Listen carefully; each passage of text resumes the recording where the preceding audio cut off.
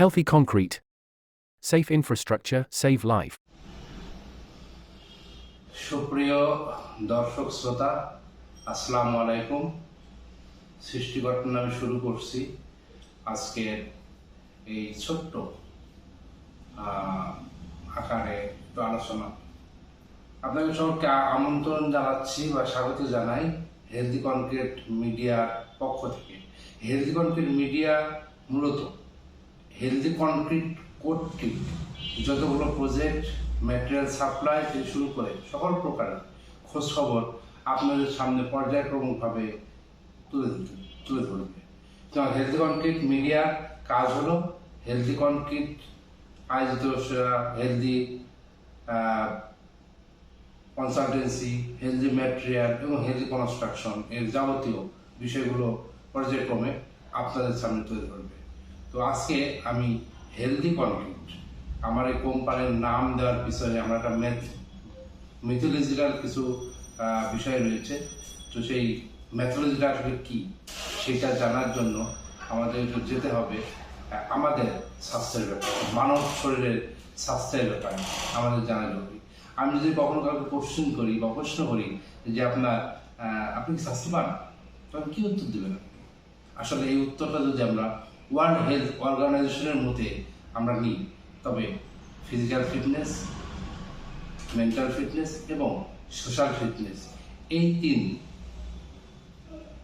পরিকাঠামো যদি সঠিকভাবে সঠিক মাত্রায় থাকে, তবে সেই মানুষকে আমরা বলবো স্বাস্থ্যবান। এর যে কোনো একটা অনুপস্থিত হলেই তাকে আমরা স্বাস্থ্যবান কখনো বলবো না।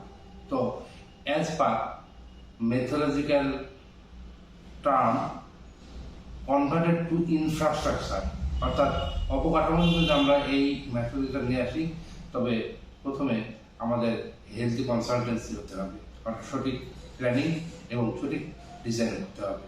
এরপরে হেলদি ম্যাটেরিয়াল হতে হবে, অর্থাৎ টেকসই ম্যাটেরিয়াল হতে হবে এবং পরিবেশ বান্ধব হতে হবে। এই সকল বিষয়গুলো মাথায় রেখেই আমাদের ম্যাটেরিয়াল চুজ করতে হবে। এরপরে হেলদি কনস্ট্রাকশন, অর্থাৎ আমি ডিজাইন করলাম, সঠিক ম্যাটেরিয়াল দিলাম, কিন্তু ওয়ার্কম্যানশিপ যদি সঠিকভাবে না হয়, তবে সেটা কিন্তু আসলে আমাদের ভেস্তে যাবে।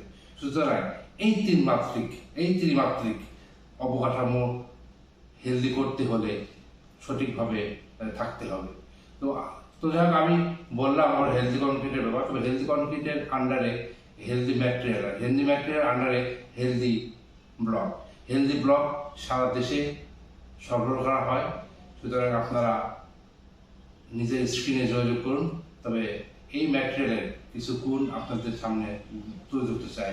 প্রথম গুণ হচ্ছে ইকোনমি, অর্থাৎ ইটের তুলনায় এটা প্রায় 20% এবং অন্যান্য ব্লকের তুলনায় আরও সাশ্রয় একটা হেলদি ব্লক এই ম্যাটেরিয়ালটা।